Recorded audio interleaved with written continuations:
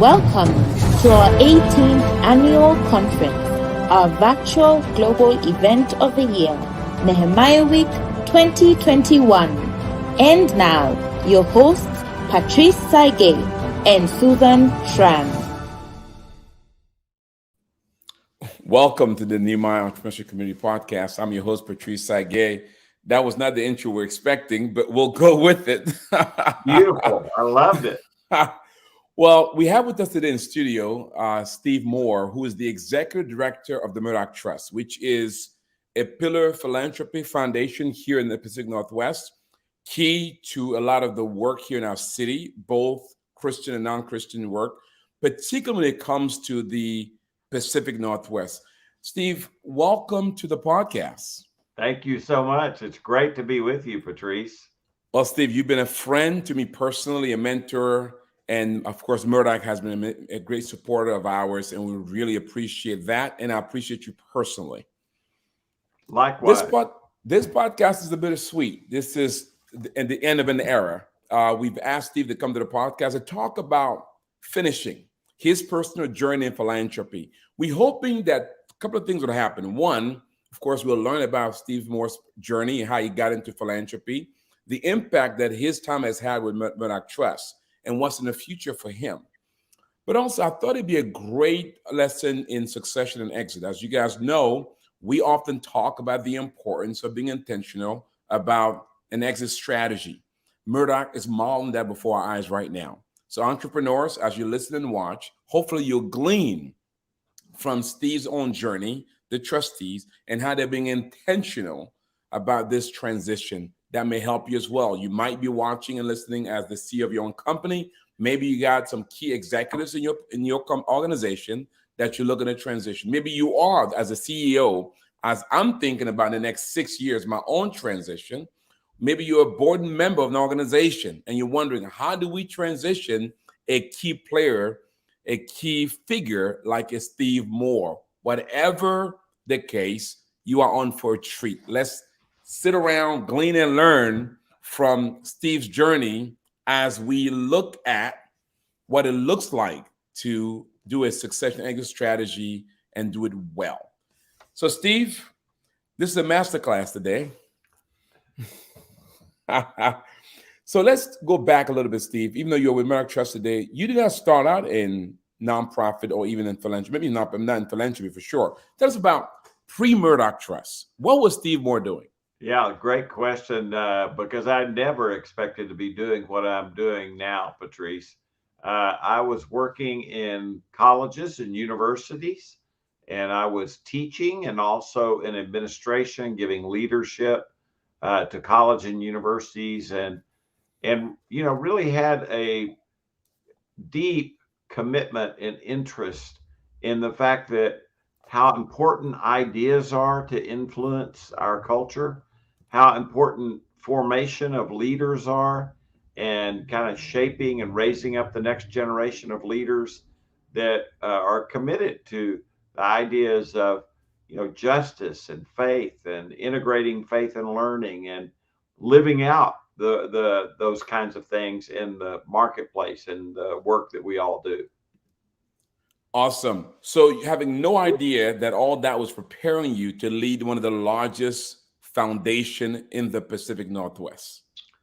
It was a really interesting thing. In fact, the first couple of times they contacted me, I said, no, I'm very committed to doing what I'm doing. But wisely, someone recommended to me that I consider that maybe the different streams of my life, in fact, came together at the Murdock Trust in a way that would be a unique way to live out this particular season that we were entering.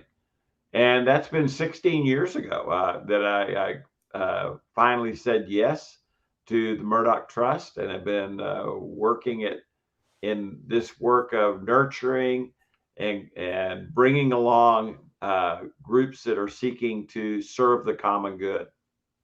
I love it. For those who know about the Murdock Trust, they've been around for 47 years. They support the growth of Pacific Northwest nonprofits and their focus area are Alaska, Idaho, Montana, Oregon, and Washington through grant making, enrichment programs, and convening that strengthen the region, education, social, spiritual, culture base that are innovative and sustainable. Their mission is to build relationships for the common good. They've helped over 3,000 organizations in the region. And we'll, as a reminder to you guys, we'll kind of share a little bit as to how the trust began in a few minutes. I'm going to let Steve talk about that. But we are having beneficiary of the trust support. We attend the annual leadership conference, and I'm currently in the mentoring, in a coaching program sponsored by the trust, where myself and other cohorts meet on a regular basis. I have a personal coach that's signed by the Murdock Trust that helps and give us insights and guidance as we seek to grow our own organization. Steve, you guys do more than just provide grants. You guys also provide other essential support systems to ensure that we as executives of nonprofits are able to be effective leading and being stewards over those resources. Is that intentional to just not just provide finances? Yeah, and it's really rooted in the kind of the work and life of Jack Murdock, who was one of the co-founders of the Tektronix, one of the early electronics and computing innovators in the country that was post World War II. And Tektronix as a company came to be known as great stewards of their people. They cultivated talent. They gave people opportunities to start businesses. They encouraged people to grow and continue to be educated. And so as we do our work at the Murdock Trust, we understand that grants are great, and we hope those build the capacity of nonprofits. But we also know that if we work and support and encourage nonprofit leaders, that in turn helps make nonprofits stronger, and we will get much better applications down the line. And so we work to help leaders, and we work to help board members, and we work to help organizations as they seek to better fulfill their mission and build their own capacity to fulfill that mission. I love it, and we'll get into some of what you've done personally under your tenure to facilitate that. Let's go back a little bit, Steve. So when you first joined the trust, first of all, what was it about Steve Moore that made? What was it they were looking for that made it so that they said, we got to get that guy? And it seemed as though you were the only guy on the list. Well, they had looked at a lot of people, but I think there were a couple of things. One was I had worked in and been on the boards of several nonprofits and knew the various sectors that the trust serves fairly well. We serve science education, arts and culture, health and human services, and particularly the education. We do a lot in education. And I also knew about leadership development. I resonated with the values of the trust, which, even though we aren't a faith-based foundation, it's rooted in the kinds of values that really help individuals and families and communities to be able to grow. And so they saw that there was a congruence in the values. And then I guess they were just willing to take a risk, to tell you the truth. The fact that I had led and had been tried to do innovation in the educational arena, and to do that in ways that were creative ways of deploying the mission at various colleges and universities. Oh wow, that is awesome! And so you came in 2006. That's correct. So when you came in, Steve, what was your goals in terms of whether that which was spoken to you by the trustees, or whether your personal objectives say, hey, by the time I finish, here are the things that I want to make sure I accomplish? Yeah, yeah, great question, Patrice. And I honestly could not say that when I came in, I had an idea of what I wanted to do 15 or 16 years from then. The first thing that I did though is I listened very carefully. I went and visited with nonprofits. I had my own experience with foundations, which sometimes was positive and sometimes was not positive. But I wanted to go around and listen to nonprofit leaders and what they felt like would be the best ways for us to serve and to partner. The second thing is I wanted to try to listen a lot to people who had known Jack Murdock. They were people that were up in their 70s and 80s and even 90s and were beginning to, move beyond this world. And I wanted to hear firsthand from some of them what they knew about Jack Murdock and some of the things he cared about and was committed to. And so I heard a lot of great stories. Some of them I got on video that actually the video's on our website, just interviews with some of those folks. And then that helped us to begin to really think about the way that we would shape our enrichment programs in ways that we could begin to improve our processes and the ways in which we partnered and worked with groups. And so we entered into a deep commitment as we grew to hire the right kind of people that were really willing to commit to continuous quality improvement, and then to also put in place systems and processes that would really impact and serve people in the long run. We wanted our application for a grant process to not only help someone if they got a grant, we wanted to provide a space where they could pause and think strategically about their own future as an organization.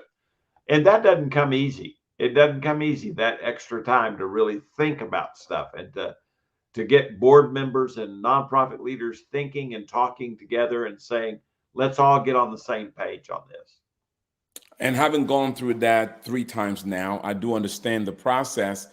And what's neat about your process is your process makes the nonprofit leader and the organization, whether they get the grant or not, better in the end. That's our goal. Is that intentional? Yeah, that's very intentional. And I'd say that, a good percentage of the time we get it right. We don't always get it right. We're still improving, still getting better on the way we do it. And we really are always working to listen. And we get some of our best ideas from folks that we partner with because they say, have you ever thought about X or would you consider Y? And that always helps us to get better. I love it. I'm talking to Steve Moore, the executive director of the Murdock Trust, one of the leading foundations here in the Pacific Northwest, serving Washington, Oregon, serving Montana, Idaho, Montana, Alaska, and Idaho. And we're talking about his journey towards the finish, his personal journey in philanthropy.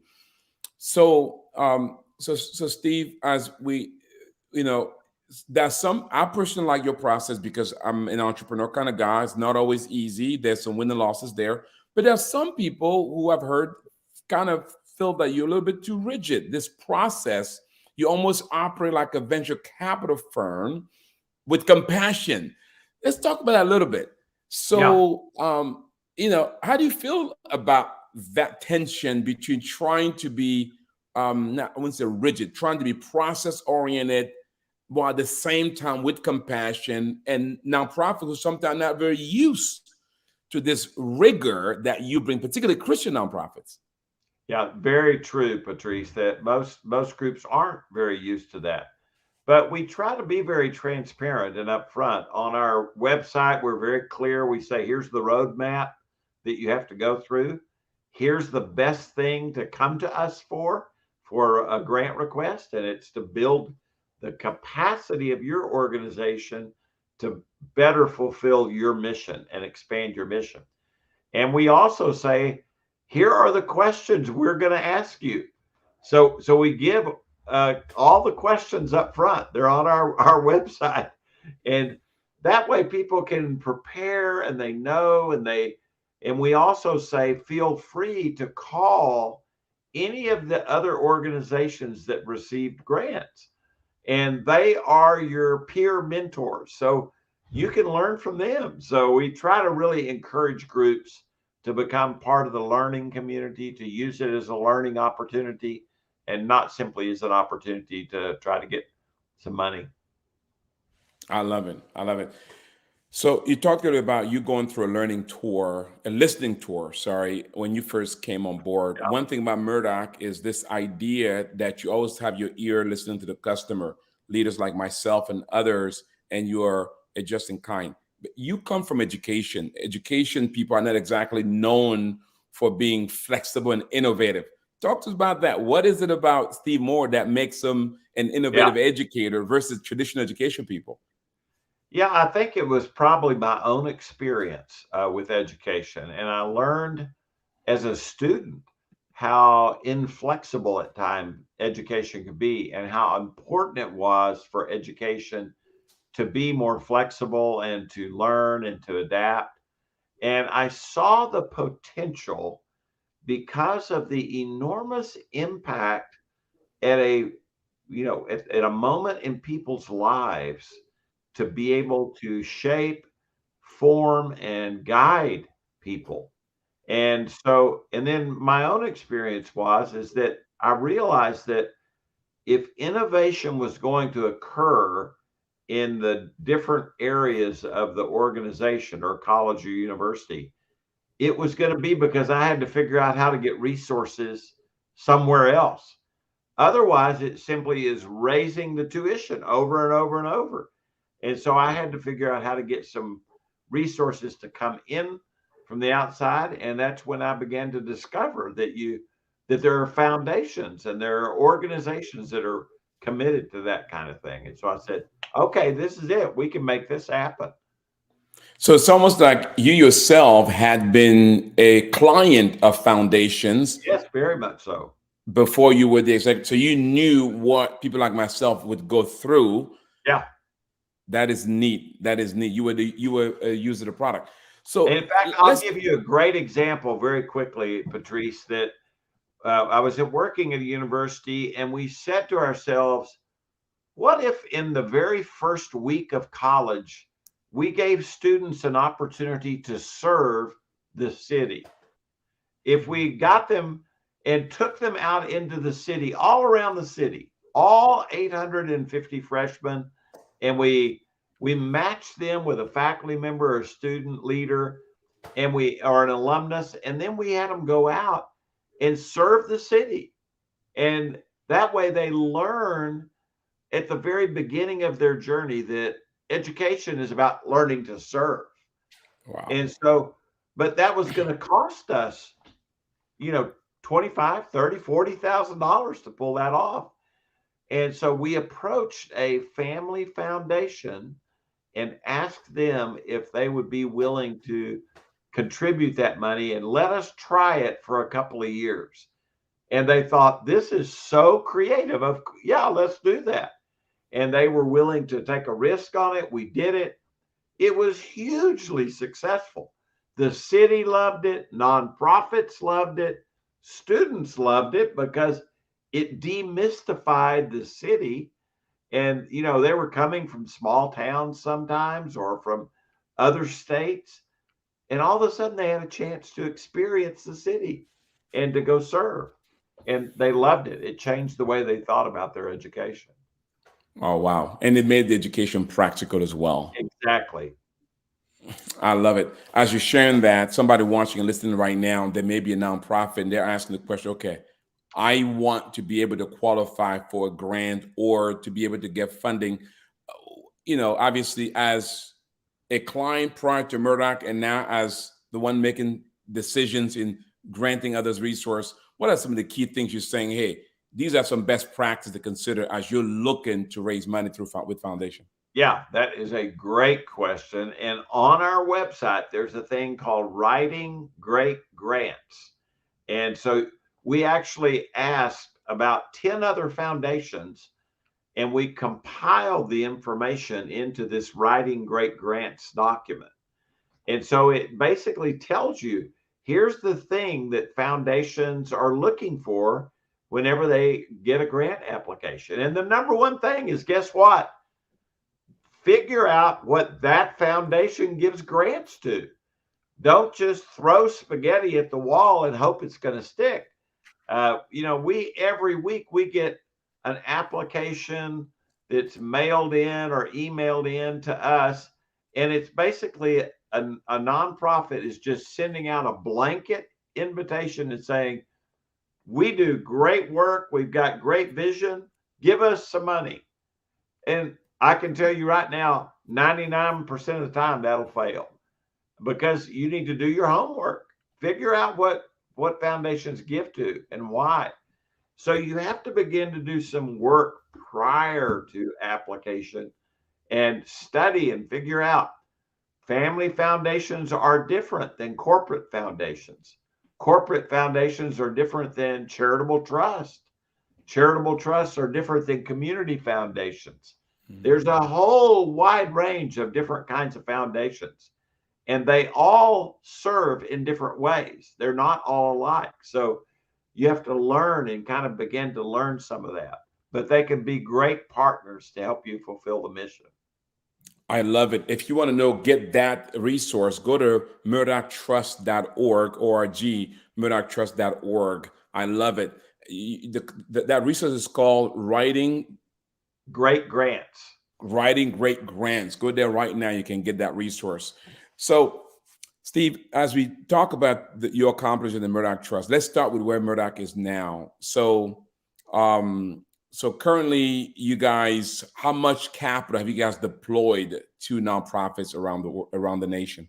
Yeah, that's a great question. So whenever we began, the trust had about $91 million in assets to start to work with. And fairly quickly, the decision was made that we would follow best practice and distribute about 5% of our assets every year, and that we would continue to grow the assets, but try to distribute about that 5% each year. That allowed us to serve in perpetuity and to also continue to grow the assets. And so last year, I think that we distributed about $120 million to grants and organizations. It was probably about 400 to 450 different organizations in some way in grants and programs.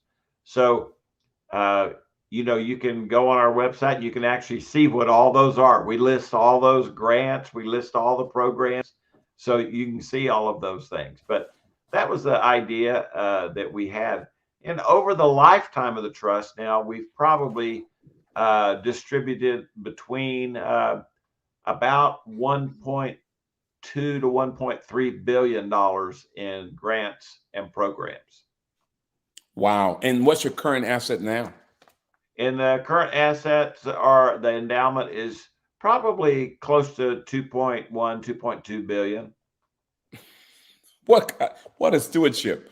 I want to just repeat these data. So they started with $98 million. And over the years, they've given away last year alone, they gave away over $120 million to over 450 nonprofits. Over the lifetime, they've done over $1.2 billion that you've given away to over 3,000 nonprofits. And then your current assets is $2.2 billion. So, Steve, I'm saying these numbers, I hate to get prosperity gospel on us, but I'm looking at the script says giving it should be given, pressed down, shaken together. So what kind of math is this? How does that work? Well, I think the thing that we all have to recognize is a couple of things. There's been very good stewardship over the years. I mean, that was way before me. Stewardship and generosity go together. If you're a good steward, you're able to be more generous.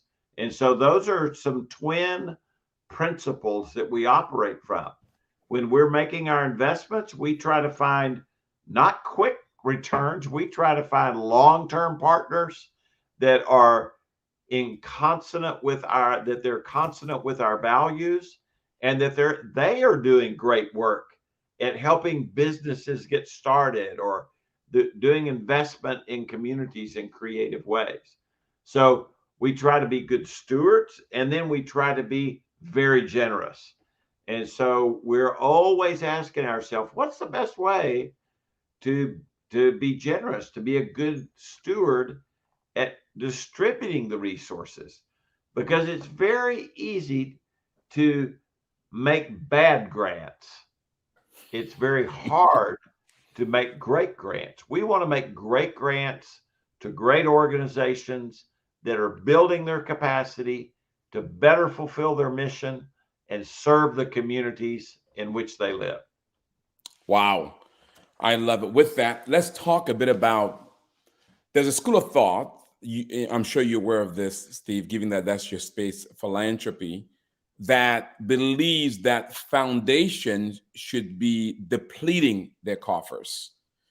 And this idea of accumulating while still being generous, that somehow that idea is inconsistent with the principle of generosity. It's almost like there should be an end date to any foundation. Could you speak to that a little bit and line that up with your point? Yeah. And here's what I would say is that we need to think more about an ecosystem, or a solar system of philanthropy. And there are foundations that are what we call spend out. They may spend out over the period of 10 years or 20 years or whatever it may be. That's a very legitimate thing to do. And certainly a group could do that. But there's also a place for people to be able to give in perpetuity. If we had spent out originally, we would have spent out $91 million and we'd have been done. But think about all of the other grants we've been able to make over the last 46 years, because we had a longer view of things. So it helps to have some foundations that are spend outs, some that are in perpetuity, and some that are in between. And so that's the same way I think that we should be thinking personally about our giving. Sometimes we should be giving on a regular basis.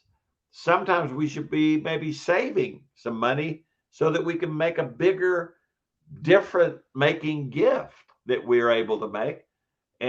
But we're always thinking about a longer term and taking the long view. Oh, what an insight. You just gave us some great principles to govern our own personal philanthropy. We're talking to Steve Moore, the executive director of the Murdock Trust, one of the leading foundations here in the Pacific Northwest, serving Alaska, Oregon, Washington, Idaho, and with the purpose of supporting the common good in this region. Steve has been executive director since 2006, and this is his last year. We're talking about his personal journey to philanthropy, him finishing well with the trust. So, Steve, as you look at since 2006, what are you most proud of when you look at the key milestones of your accomplishments? That's a hard one, Patrice. I think it would probably be the people that we have at the trust. We have phenomenal folks that are working and a part of our team, and then very proud of the ways we have been able to creatively adapt. Like in COVID, we did close to $20 million in what we call COVID relief grants, and we've done a lot of unique capacity building, and we've sought to do a lot of bridge building. There's a lot of division in our country, and there are people that work for division, unfortunately, in our region and in our country. And we've sought instead to try to build bridges. And I think that we've made some progress on that. It's work we have to continue to do all the time, because, as you know, people are all the time. It's very easy to tear things down. It's very hard to build things up in ways that help everybody flourish. That's one thing I've appreciated about the trust, whether it's your conferences or even your approach. You've been very collaborative and very unifying in how you approach things in a continually divided nation. And you've done that well, and that's one thing I do appreciate, but giving all of us a voice to speak into the issues while bringing best practice and experts around the table. One area of compliments, though, Steve, that you didn't mention, that I'm going to speak on your behalf, because I had a chance to talk to an African American gal who is she's on you guys call that, she's among your adjunct, you guys a term. Yeah. Um, Yeah, our adjunct faculty and staff. exactly. And she shared with me, and by the way, her and I went to the same church years ago. She's still there, and she shared with me about your personal commitment, that she has watched you personally be intentional about making sure that the trust, both in terms of who it served as well as its team, to make sure it was diverse ethnically and culturally. Let's talk about that a little bit. Why was that so important to you, and how do you feel about that accomplishment that she would say, as an African American gal, would say that she's most proud of you for that particular accomplishment? Yeah, I would say that it's rooted very much in a belief that our work and our communities should be reflective of what you might call kingdom diversity, and that we're all on a journey to build and strengthen our cultural competency. So none of us have arrived. There's no seminar that's going to help us get to automatically to a place where we ought to be. Nothing is gained by putting people down or making people feel like they're being shamed or blamed. Everything is gained whenever we agree together that we all need to grow and we need to be reflective of the world that we're in. And so the thing that I would say is that I'd want to give a shout out, and I won't go into length about it, but to two very special people in my life. Eloise Thompson, who, when I was even in high school, was helping expose me and teach me and talk to me about things, about building my own competency in this regard. Another was a guy I went to college with, he became an All-American basketball player, Johnny Ray Watson. And Johnny Ray was a great friend, and he helped me see the world through his eyes and sort of experience some things through his experiences. And that helped me to really understand that not everybody lives in the world in the way that I live in the world, and that I do have to continue to grow. And there's ways that, in a sense, we can partner together to help make our communities more reflective in that regard, and our workplaces. Wow, that is incredible. Kudos to you, Steve. Steve, as we prepare to land the plane here, let's talk a bit about your own exit now. At which point, so for those who are listening, we have an entrepreneur audience. They kind of say, okay, when did this transition start? And what has been some best practice in this transition to make sure it goes well, that we can glean from? Great. It's a great question. And here's the first thing I'd say is, as I began to kind of contemplate this, one of the things I realized as I did study on transitions is that we often get stuck in thinking there's only one way to do a transition. What I found is there's at least a half a dozen ways that transitions occur and happen in a very good way. So I began to study those, try to identify the principles that each one held, and then to say, which one applies here? Which one applies in my case? And one of the things I began to think about and realize is the trust is at a place where it needs its next leader to be someone that can give leadership for another decade. And I knew that I wasn't going to do it for another decade. And so I thought, this is a great time to build a very intentional, very deliberate, and a very collaborative transition process that can involve the nonprofits we serve, being able to speak in, but can also involve our staff and that our trustees can lead in a way that hopefully will provide a good example of a good transition. We all know good examples of bad transitions, and we didn't want to be a bad transition. We wanted to be a good transition. And we talk to nonprofits all the time about having good transitions. So we wanted to model that as well. Wow, I love it. Oftentimes, the toughest thing in the transition is when a leader is doing really well and the temptation to say just a few more years. How did you guys overcome that temptation? Yeah, it's a great one. And certainly that was in the back of my mind at times. I thought I'll do this another 3 or 4 years. It's great. I feel like I'm really hitting my stride, but that's not thinking about what's good for the organization. Mm. And so I had to think about that. And then I think the other thing that was very helpful was to sit down with my family and to, in a sense, initially have my adult children and my wife, and for us to be able to talk about it as a family.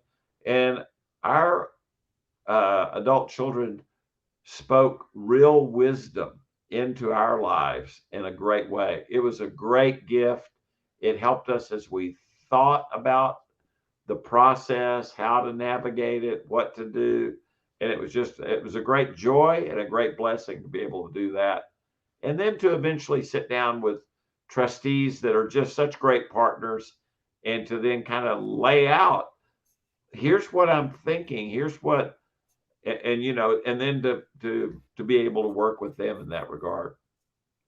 Wow. And their trustees, John Castles, Jeff Grubbs, Jeffrey Pinot, and Linwood Swanson, these are people that have just been not only great to the trust, but great to our region, our community. And many of them have been great to me as mentors. And so kudos to you guys. Speaks of their leadership in That's walking exactly with you on right. this process. That's exactly right. It takes a village. It takes a lot of folks to pull it off in a good way. This also means, Steve, you have great confidence in your team because that leaders that you're looking for is great, but you also having confidence in the culture and the team you've put in place that they'll be able to have the resiliency to bear the transition. Could you speak to the importance of that? I mean, Patrice, that is such an important insight and an important thing, because in America we tend to celebrate sort of the Lone Ranger leader that comes in and has a silver bullet and da, da. And it's the worst possible thing. It takes a team. And so knowing that we have a particularly strong team, we've worked hard to build them, to build not only the sense of team, but build them individually as leaders. We said, this is a great time because we've got the ability for, if when a new person comes in, for them to be supported by a great team of people. And so that was one of the things that went into our thinking, is it's not just about me, it's about a team of people that are pulling this thing off. I love it. So, what's next then for Mr. Moore? Give us a sense of the Yeah, next season that's a of your great life. question. Part of the idea too is that I recognize that there's at least 4 ways that it would be important in my next season for me to be spending my time and energy. And one of those would be something that we're very committed to at the Trust, and that is encouraging and increasing and helping people as they seek to be generous. So, I'm hopeful that I'm going to be able to uh, work to help people that are wanting to be more generous, uh, major donors, other foundations, family foundations, and others. The second thing is I realize that from talking with a lot of leaders, there's a lot of pain in leadership. And my hope is that I'll be able to be kind of encouragement and of support, and maybe even kind of a thought partner with some leaders as they do their work going forward, and that I'll have more bandwidth or time to be able to do that. The third thing is boards. Boards need to be stronger. Most boards don't think about their role of stewarding the leadership and stewarding the organization. And so I want to try to seek to contribute more in that regard. And then the fourth thing, quite simply, is I want more time with my family. I want to be able to really come alongside them in their lives. They are the greatest gift that I've ever been given in my life, and they are just points of such joy. And I want to be of support and help and engagement with them, or have some bandwidth to do that. I love that. One of the key things about transition is having a clear next season defined. And it looks like you've done that, and you've done that well. Steve, you have to write an envelope, if you have to write a letter to the future of the trust, your letter that will be open 20, 25 years from now, what your wish for them, what Yeah. would that be? What would that say? Yeah, it's a great one. We actually have a thing we called our strategic directive, where we're always talking about our vision, mission, values, what we want to be known as, what we don't want to be known as, the ways in which we seek to make a difference. We can't make a difference everywhere. So where are we going to focus and try to make a difference? And so what we also say is we try to keep the conversation about those things alive. Many groups fail to stay vital and active and thoughtful because they fail to recognize that stewarding a mission is something that is alive. It's organic. It's something you have to nurture, and it's generative. And some people think you just get it written down on paper and then you pour the concrete and you don't ever let it change. And so that's the thing that I think I would say is I hope the conversation is still vibrant and alive. One of the great gifts Jack Murdock gave us is he said one time, I don't know what the world's going to be like 40 years from now. I have to trust the staff and trustees. If this charitable trust is still going, I have to trust them to be good stewards of how to apply the resources that they may have 40 years from now to the world that they live in. Wow, incredible. Again, our conversation with Steve Moore on his personal philanthropy journey as he finishes this assignment with Murdock Trust. Guys, we come to the end of a conversation.